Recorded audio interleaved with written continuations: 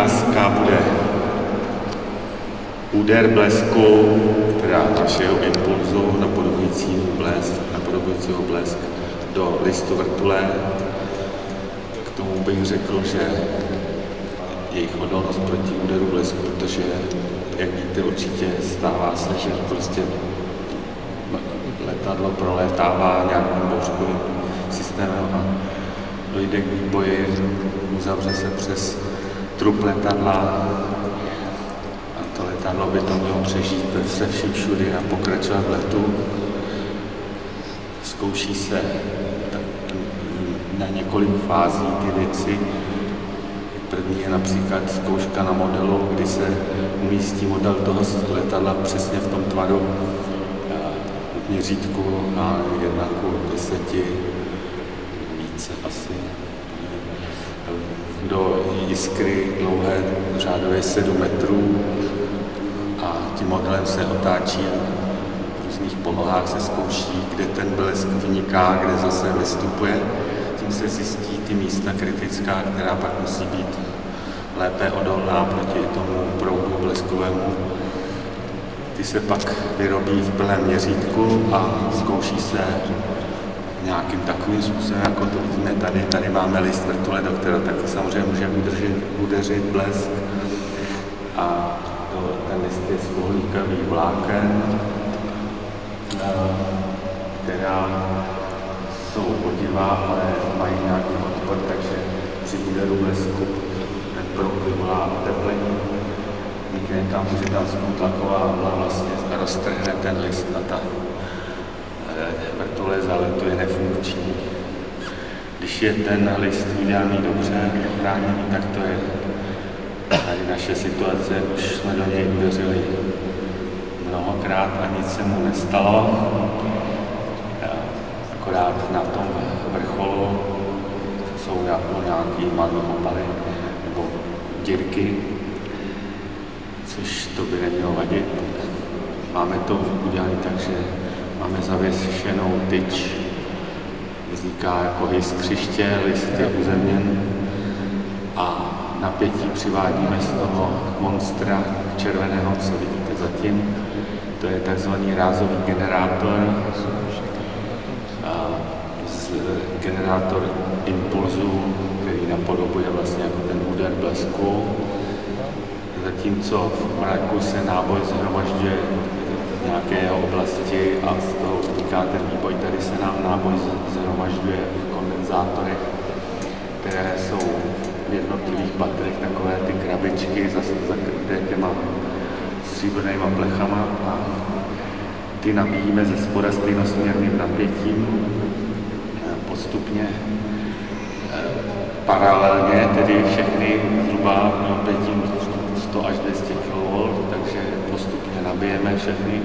Pak dole máme iniciační jiskru, zapálí první jiskřiště a teď ty jiskřiště jsou ve všech těch patrech a hlavinovitě se všechny zapálí a propojí tu kaskádu těch kondenzátorů do série, takže to napětí se jako sečte.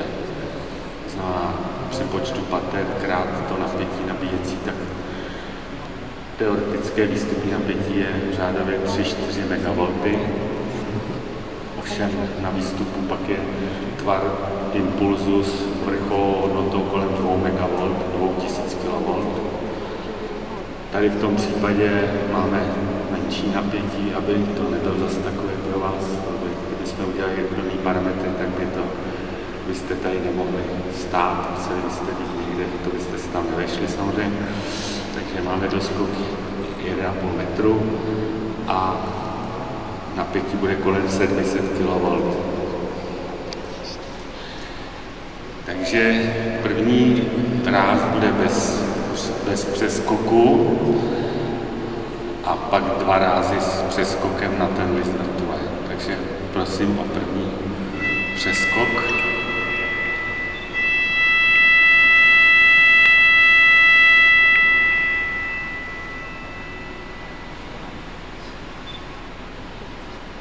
Generátor se nabíjí.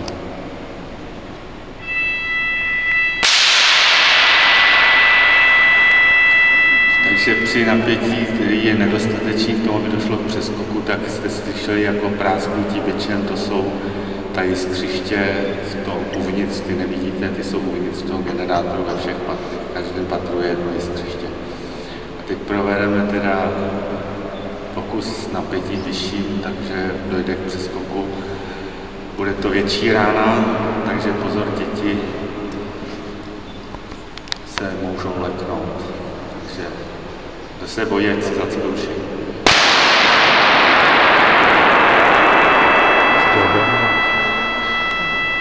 Vidíte, že to je normální jiskra, akorát trošku větší než je v zapalovači. Je to úplně stejný. Kondenzátor prostě se vybije do jiskry. Uděláme ještě jeden pokus, abyste, kdo to nestihl vyfotit, tak teď jsme měli bez přeskoku, jinak to focení, jako to, ať se snažíte, jakkoliv to nestihnete, protože ten děj trvá 50 až 100 mikrosekund. Ale někdo říkal, že se to dá natočit na video, že se tam najde ten snímek, kde ten záblesk pak je. Se nám nějak nedaří.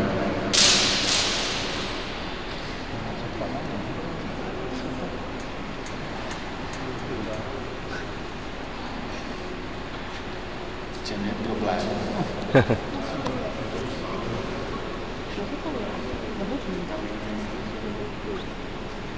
Ale teď to malý napětí.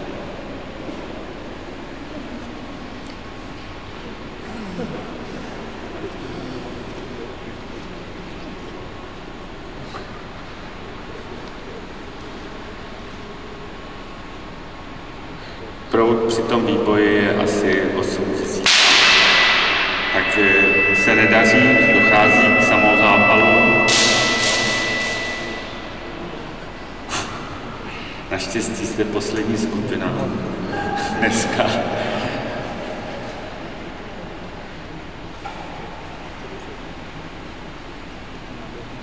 Se tam, jestli má cenu čekat na ten druhý přeskok.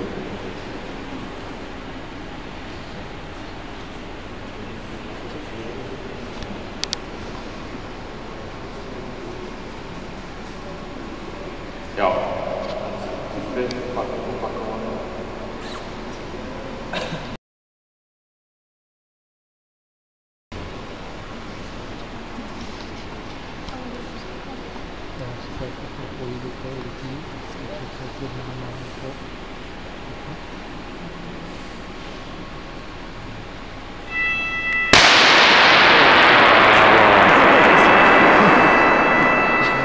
Takže se zadařilo, jiskra byla.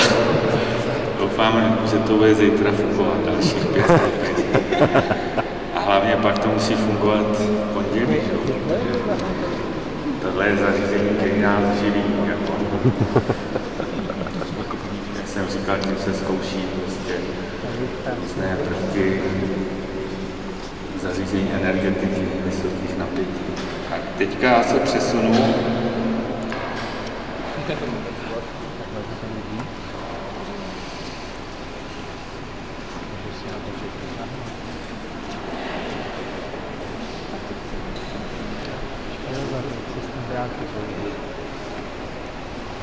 Teď mě... To je fakt nepatří.